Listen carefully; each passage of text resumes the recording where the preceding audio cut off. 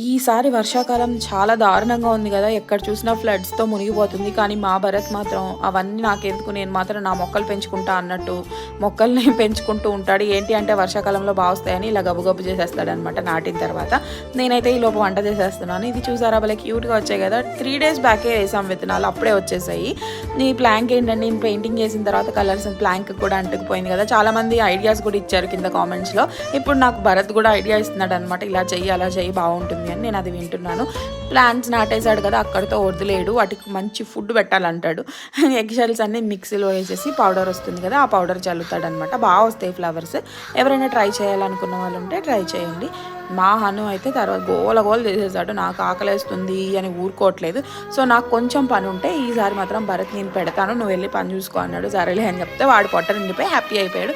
ఇంకేముంది, నెక్స్ట్ మేము కూడా ఫుల్గా మెక్కేసాము. వీడియో నచ్చితే like, share and subscribe, comment మర్చిపో.